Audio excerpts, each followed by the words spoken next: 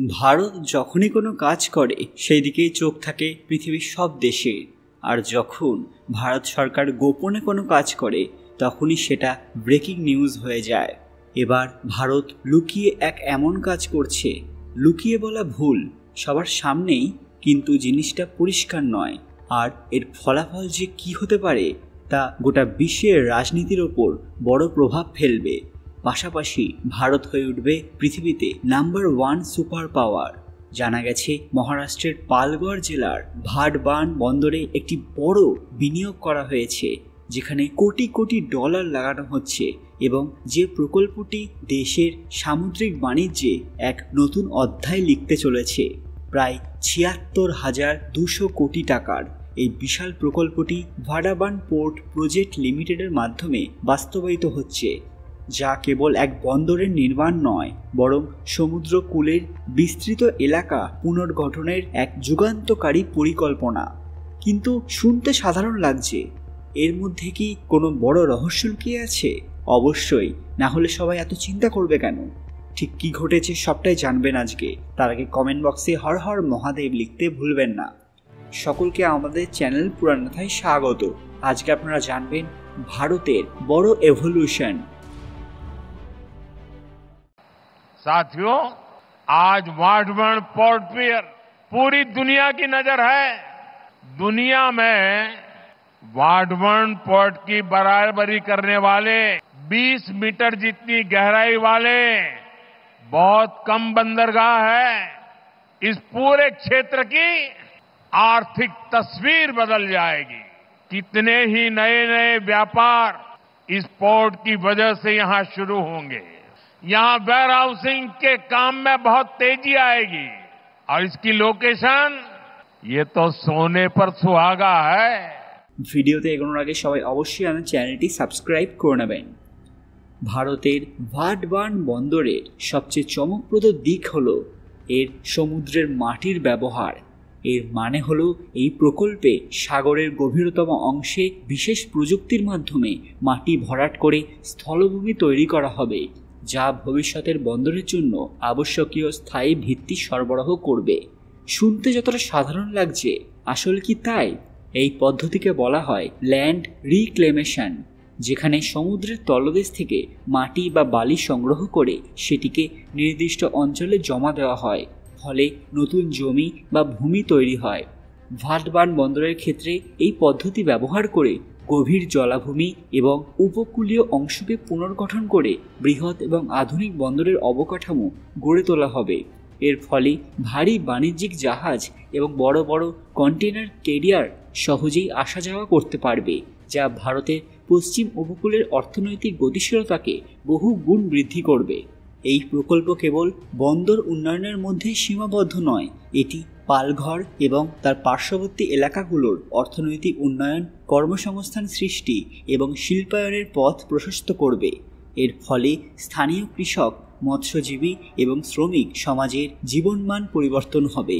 একই সঙ্গে সমুদ্র এবং পরিবেশ সংরক্ষণেও বিশেষ নজর দেওয়া হচ্ছে, যাতে প্রকল্পের পরিবেশগত প্রভাব কম থাকে। আন্তর্জাতিক বন্দর প্রতিযোগিতার সময় এই বন্দরের অত্যাধুনিক প্রযুক্তি এবং বিশাল বিনিয়োগ ভারতকে উপকূলীয় বাণিজ্যের ক্ষেত্রে একটি শক্তিশালী অবস্থান দেবে।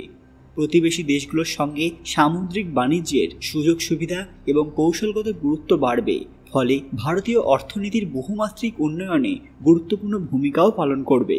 তাই বলা যায়, এই ভাটবান বন্দরের এই প্রযুক্তি একটি বন্দর নয়, এটি ভারতের আর্থসামরিক এবং প্রযুক্তিগত অগ্রগতির এক নতুন প্রতীক, যা দেশের ভবিষ্যৎ সমুদ্র নীতি এবং বাণিজ্যের মানচিত্র বদলে দিতে পারে। কিন্তু এই প্রকল্পটি সবাইকে চমকে দিচ্ছে কেন, বিশেষ করে ভারতের কম্পিটিটরদের? আসলে এটি শুধু একটি বন্দর নির্মাণের সাধারণ উদ্যোগ নয়, বরং ভারতের সমুদ্র সীমা প্রসারিত করার এবং দক্ষিণ এশিয়ার সামুদ্রিক বাণিজ্যে আধিপত্য প্রতিষ্ঠার এক অদম্য ইঙ্গিত। বহু শক্তিধর দেশ দীর্ঘদিন ধরে দক্ষিণ এশিয়ায় নিজেদের প্রভাব বিস্তারের জন্য অর্থ এবং কৌশল বিনিয়োগ করে আসছে, কিন্তু ভারত এই প্রকল্পের মাধ্যমে তাদের অনেকেরই পরিকল্পনাকে অচল করে দিয়েছে। সমুদ্রের গভীরতর অংশে মাটি ভরাট করে নতুন স্থলভূমি তৈরির এই কৌশল তাদের চোখে অত্যন্ত আধুনিক এবং জোরালো প্রযুক্তিগত অগ্রগতি হিসেবে ধরা পড়েছে, যা বিশ্ব সামরিক এবং বাণিজ্যিক ভারসাম্য পাল্টিয়ে দিতে পারে। বিশেষ করে যখন অনেক শক্তিশালী দেশ তাদের নিজেদের বন্দর এবং সামুদ্রিক অবকাঠামোর উন্নয়নে লড়াই করছে, তখন ভারতের এই পদক্ষেপ তাদের জন্য এক বড় হুমকি হিসেবে দেখা হচ্ছে। কারণ এটা শুধু ভারতের বাণিজ্যের জন্য নয়, সামরিক কৌশলগত দিক থেকেও ভারতকে একটি অগ্রণী শক্তিতে পরিণত করার প্রক্রিয়া, যা প্রধানমন্ত্রী নরেন্দ্র মোদীর এক সাহসী পদক্ষেপ। এটা আঞ্চলিক এবং বৈশ্বিক রাজনীতির চিত্রকেই পুরোপুরি বদলে দেবে। তাই ভাটবান প্রকল্পের গুরুত্ব অনেক বড় এবং এ কারণে এটা বিশ্বের মহাশক্তিদের জন্য, আশা করছি বুঝতে পারছেন কাদের কথা বলছি, হ্যাঁ তাদের জন্যই এক অবাক করা চ্যালেঞ্জ। এর মাধ্যমে ভারত ব্যাপক লাভ অর্জন করবে, কারণ এটি পশ্চিম উপকূলের একটি সুপার স্ট্র্যাটেজিক বন্দর হিসেবে কাজ করবে, যা আন্তর্জাতিক বাণিজ্যের কেন্দ্রীয় হাবে পরিণত হবে। ভারতের পূর্ব এবং পশ্চিম উপকূলের মধ্যে বাণিজ্যিক ভারসাম্য তৈরি করতে, বিশেষত আরব সাগর এবং মধ্যপ্রাচ্যের সঙ্গে সরাসরি যোগাযোগ বাড়াতে এই বন্দরের ভূমিকা অপরিসীম। বিশাল আকারের পোর্ট হওয়ায় বৃহৎ কার্গো জাহাজ এবং কন্টেনার চালান এখানে আসা যাওয়া করতে পারবে, যা ভারতীয় বাণিজ্যের গতিশীলতা এবং খরচ কমাবে। পাশাপাশি বন্দরের আশেপাশে তৈরি হবে শিল্পাঞ্চল, গুদামঘর এবং লজিস্টিক সেন্টার, যা কর্মসংস্থান সৃষ্টি করবে, পাশাপাশি স্থানীয় অর্থনীতিকে উন্নত করবে। আন্তর্জাতিক ট্রেডিং কোম্পানিগুলো এই বন্দরের সুবিধা নিয়ে ভারতীয় বাজারে দ্রুত এবং সাশ্রয়ী মূল্যে পণ্য পৌঁছে দিতে পারবে, যা বিদেশি বিনিয়োগ আকর্ষণে বড় ভূমিকা রাখবে। অর্থাৎ কৌশলগত অবস্থানের কারণে ভারত সামুদ্রিক নিরাপত্তা জোরদার করতে পারবে, যা বিদেশি জাহাজ এবং মালবাহী ট্রেডিংয়ের উপর নিয়ন্ত্রণ নিশ্চিত করবে। সব মিলিয়ে ভাটবান বন্দর শুধু অর্থনৈতিক নয়, সামরিক এবং কৌশলগত দিক থেকেও ভারতের জন্য বিশাল মুনাফার সোপান হিসেবে কাজ করবে। বন্ধুরা, ভারত কি এটা সঠিক পদক্ষেপ নিয়েছে? এটা কিভাবে ভারতের ফিউচারকেই বদলে দিতে পারে? আপনাদের মূল্যবান মতামত কমেন্ট বক্সে অবশ্যই জানাবেন। আজকের ভিডিওটি অবশ্যই লাইক করবেন এবং শেয়ার করে সবাইকে দেখার সুযোগ করে দেবেন। কমেন্ট বক্সে ভক্তির সঙ্গে হর হর মহাদেব লিখতে ভুলবেন না।